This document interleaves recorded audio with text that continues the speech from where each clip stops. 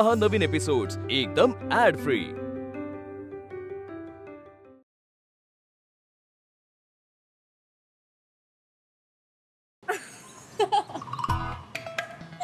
पप्पा माझ्याशी लग्न करायचा प्रॅक तुझा होता ना?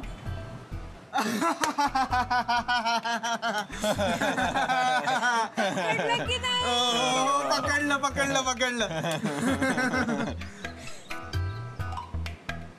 पण माझं प्रेम तर फक्त आणि फक्त सारंग। मी कायम आपण एकत्र असल्याचं स्वप्न बघत आले। तुला माहितीये, मला कळायला लागल्यापासून जेव्हा मी विचार करायचे ना की माझ्या स्वप्नातला राजकुमार कसा असेल, तेव्हा मला तुझ्याशिवाय दुसरा कुणाचा चेहरा समोर आलाच नाही।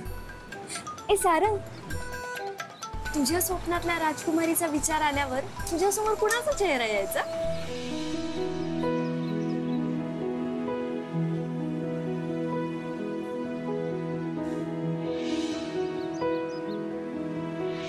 मला तुम्हाला थँक्यू म्हणायचं होतं। थँक्यू। म्हणजे तुला माझ्याशी मैत्री करायला नाही आवडणार का? एक मुलगा आणि मुलगी मित्र कसं काय असू शकतात? अपार मायेनं भरलेला अगदी साधा चेहरा समोर यायचा, जशी करुणाकर देवीची मूर्ती।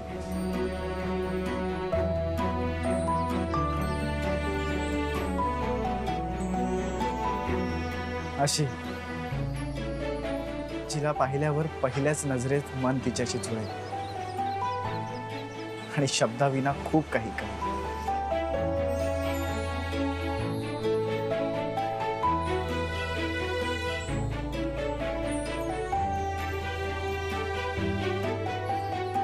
अशी मुलगी जिला जेव्हा जेव्हा भेटेन त्या प्रत्येक वेळी नव्यानं तिच्या प्रेमात पडत जाईल।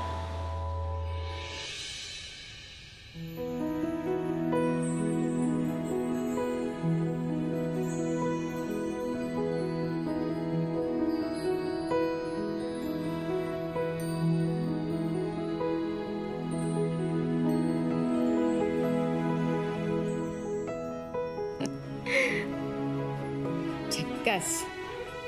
चल ये ये। किती रोमॅन्टिक आहेस तू आणि किती विचार करतोस माझ्याबद्दल।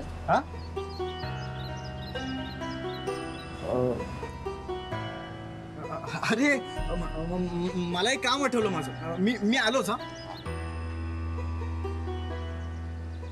ए सारंग, ऐकतोस का?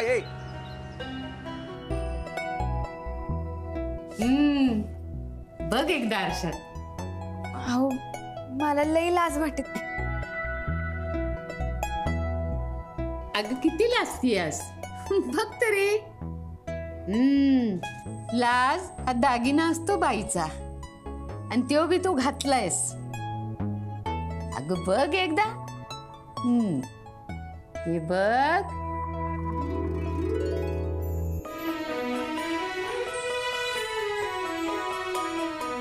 किती वाढ दिसतीयस।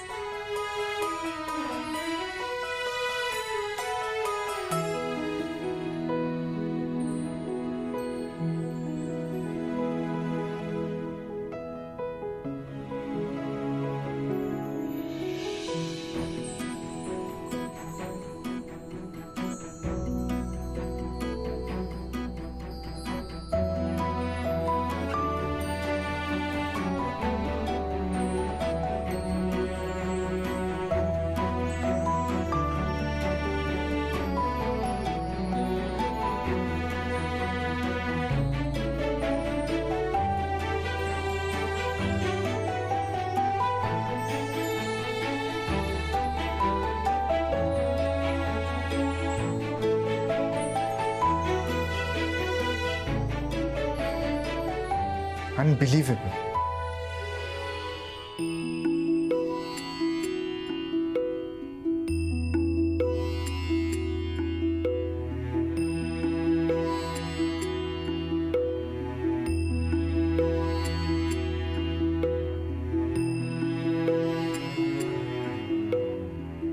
खरं तू आहेस? विश्वासच बसत नाही.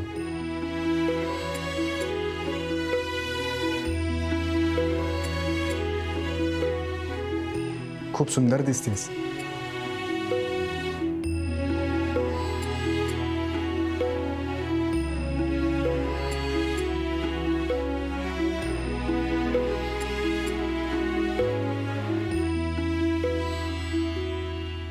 पण हे हात मोकळे का ठेवलेस?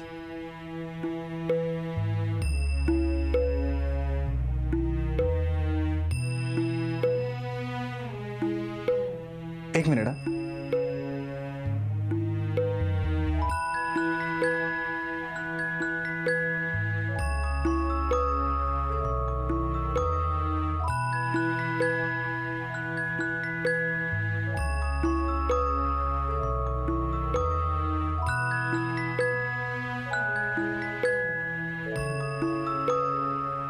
हे घाल ना. नाही नको.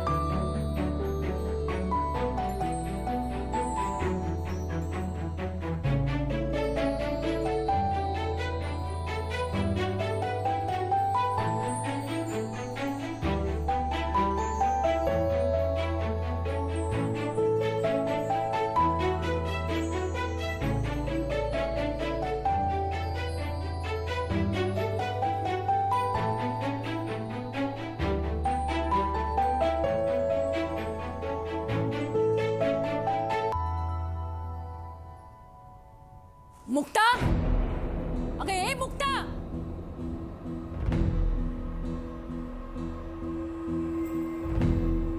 किती वेळ हिला. मुक्ता, मी निघते. आले आले. अगं ये ना लवकर, किती वेळ. अगं हळू. मला निघायला पाहिजे. दम खा. त्या वाट बघतायत. अगं होय, सावकाश कर.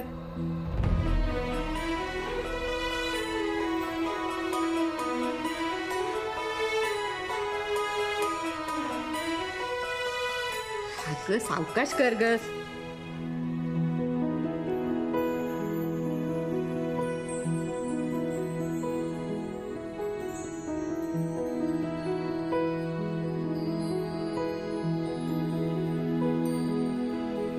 मुक्ता, आले आले.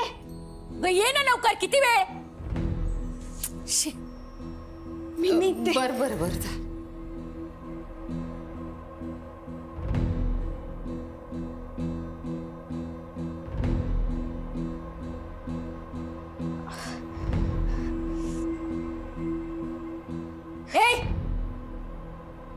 इतक्या वेळ काय करत होतीस? अगं घरात पाहुणे किती आरडाओरड करतेस.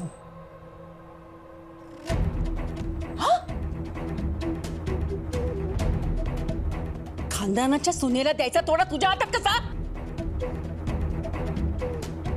मी नाही ते बघा. नाही मी नाही ते त्यांनी. तुझी हिम्मत. माधवी अगं हळू. माधवी हळू.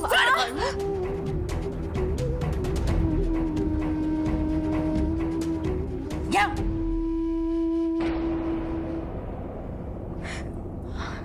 आई जगदंबे, बघवत नाही ग हे. हे कानातले, हे कानातलं सुद्धा चोरलंय ना? अगं माझ्या गायत्रीसाठी राखून ठेवलेले कानातले होते, ते सुद्धा चोरलेस? चोरटी कुठली?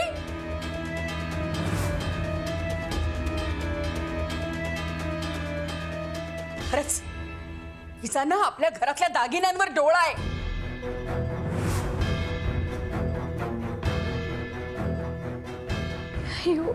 तुम्हाला सांगते हिची लक्षणं काही ठीक दिसत नाही ताई. ही आणि हिचा बाप इथे संबळ वाजवायला आले नाहीयेत, हे घर साफ करायच्या हिशोबाने आलेत. आणखीन काय काय चोरलं असेल हिनं. आता हिला पकडलं नसतं ना तर हे दागिने सापडलेच नसते. सगळं सोनं नाणं त्या संबळातच जात असणार.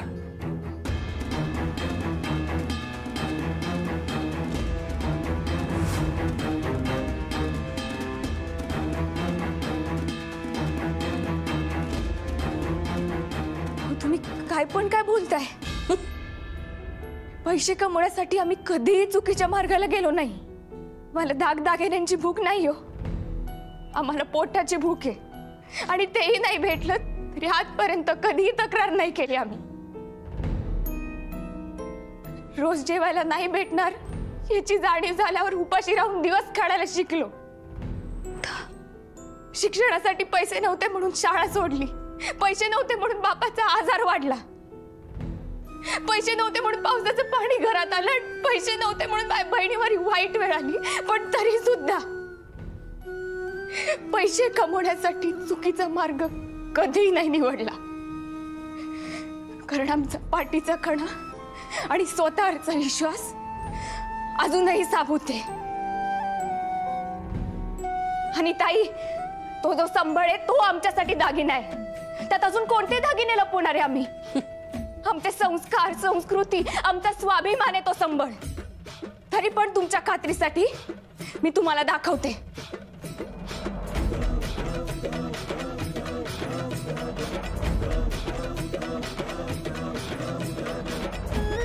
माधवी, पुरे झाला ग तमाशा. थांबाव तुम्ही.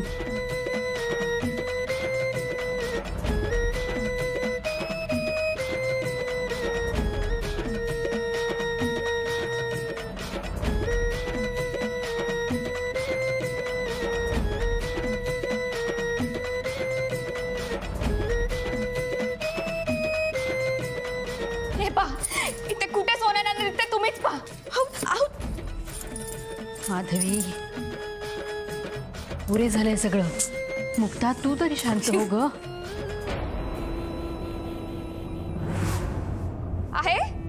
आहे काही नाही ना काही सापडलं? हे पुरी झाली तुझी नाटकं.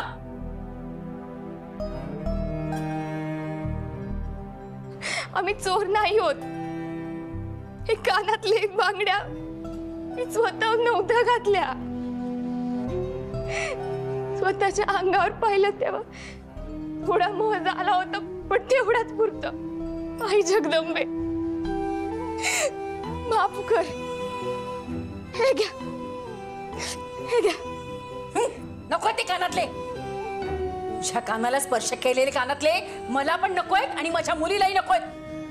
जा, नेऊन दे तुझ्या त्या आजीला. माधवी, पुरे झाला आता. हा विषय आता इथेच संपवा. मुक्ता, जाते कानातलं सासूबाईंकडे देऊन ये. जा बाळा. थांब. हिची ना झडती घ्यायला हवी. हिला असं सहज सोडलं ना तर आपल्याला पश्चाताप करायला लागेल. थांब गा, बघू.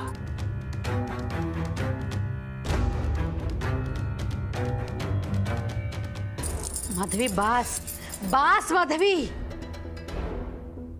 काय चाललंय?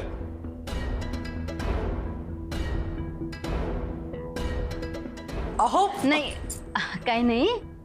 माधवीचा गैरसमज झाला होता म्हणून तिने मुक्तावर चोरीचा आळ घेतला होता. नाही पण आता गैरसमज दूर झालाय, हो ना माधवी?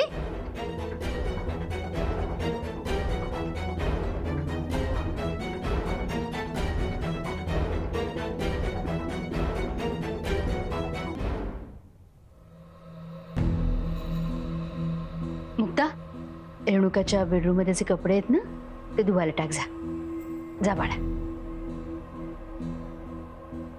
राम, मला बोलायचंय.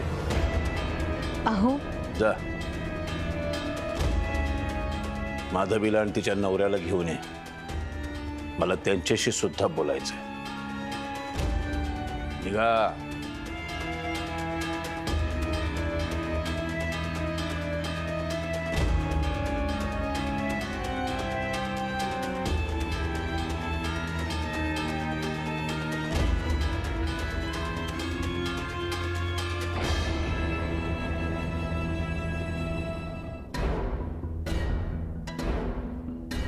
काही लोकांचा जन्म हा दुसऱ्यांना त्रास देण्यासाठीच झालेला असतो. त्यांचा पायगुणच असतो असा. जिथं पाय ठेवतात तिथं काहीतरी वाईट घडणार म्हणजे घडणार.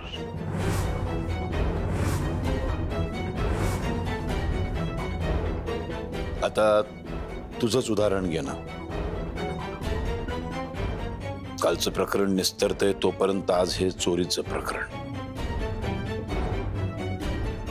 नाही, मी तुला दोष देत नाहीये. तुझं खच्चीकरणही करायचं नाहीये मला. पण तुझा दोष असो किंवा नसो, तू जिथं पाय टाकतेस तिथं काहीतरी वाईट घडणार म्हणजे घडणार.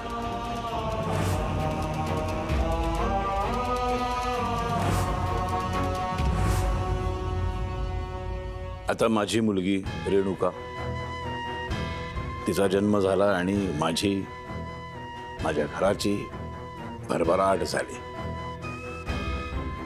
पण तुझा जन्म तुझ्या बापाच्या घरात झाला आणि सगळं घर रसातळाला गेलं ग. दुर्दशा झाली त्याची, दुर्दशा झाली त्याची, दुर्दशा झाली त्याची, दुर्दशा झाली त्याची. इतक्या वर्षामध्ये आत्मारामला मी इतकं खचलेलं कधीच पाहिलं नाही. त्याच्या आजाराचं, तुमच्या घराच्या दुर्दशेचं कारण तुझा पायगुण आहे. तुझा पायगुण आहे. तुझा पायगुण आहे.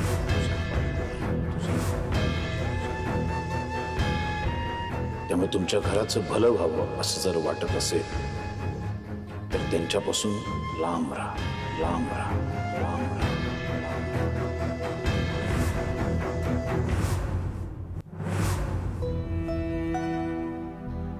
या घराला माझ्या पायगुणामुळे काहीच नुकसान होणार नाही याची मी काळजी घेईन. आणि कर्ज फेडल्यानंतर माझ्या कुटुंबाच्या सुखासाठी माझं लांब जाणं फायद्याचं असत तेही मी करेन.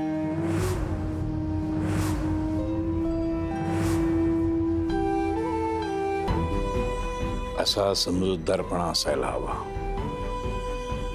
छान. आणखीन एक, शक्य झालं तर आजीपासून दूर राहा.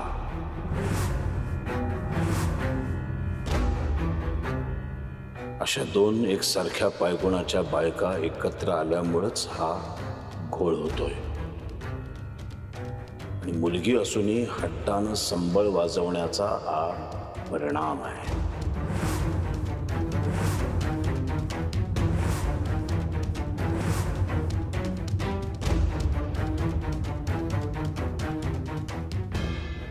अशा दोन एकसारख्या पायगुणाच्या बायका एकत्र आल्यामुळेच हा घोळ होतोय. आणि मुलगी असूनही हट्टानं संबळ वाजवण्याचा हा परिणाम आहे.